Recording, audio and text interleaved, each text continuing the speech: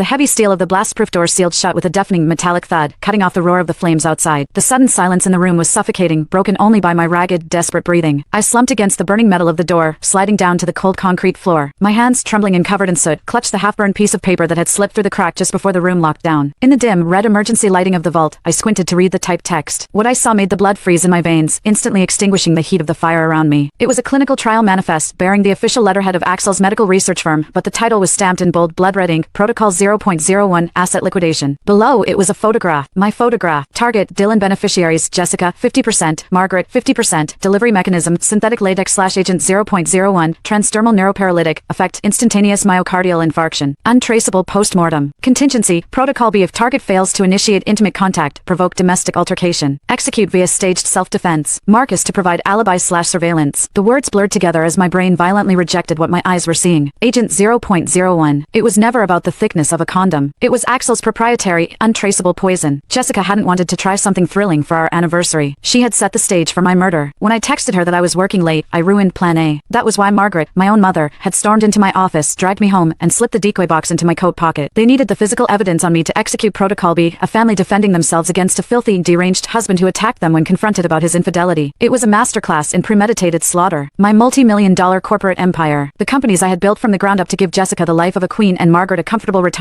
was the prize. BZZZT. My phone vibrated in my pocket. My hands shook so violently I could barely unlock the screen. It was a reply to my desperate message. I'm at the medical lab. Someone's trying to kill me, Jessica. I know, honey. Axel says the fire will reach the vault in about 10 minutes. Just close your eyes. It'll be over soon. Mom says thank you for the companies. A raw, primal sound tore its way out of my throat, a cross between a sob and a scream. It echoed off the reinforced steel walls, mocking me. Mom says thank you. An image flashed in my mind, Margaret holding my hand when I was a boy, crying over my father's sudden, fatal heart attack. Just like your father, heartless, she had screamed at me earlier tonight. A horrifying realization clicked into place. My father hadn't died of natural causes. He was a wealthy man, too. Margaret had done this before. And now, she was passing the torch to Jessica. My entire life, every smile, every home-cooked meal, every I love you, had been a carefully cultivated lie. I was a farm animal being fattened up for the slaughter. The blast-proof room suddenly felt smaller. The ventilation system had shut down, and the ambient temperature was rising rapidly as the inferno outside raged against the steel. The air grew thin, tasting of ash and ozone. I squeezed my eyes shut, letting the profound, crushing betrayal wash over me. The pain in my chest was infinitely worse than the knife wound on my arm. The Dylan who loved them, the devoted husband and the dutiful son, died right there on the cold concrete floor. When I opened my eyes again, the despair was gone. In its place was a dark, glacial calm. They want me dead. They think I'm dead. I forced myself to my feet, ignoring the searing pain in my slashed arm. I surveyed the room. Axel was a meticulous scientist, but he was arrogant. He assumed the fire would cook me alive inside this blast-proof oven. He forgot that a medical vault designed to store highly volatile compounds would be equipped with its own safety measures. Along the back wall, behind a reinforced glass panel,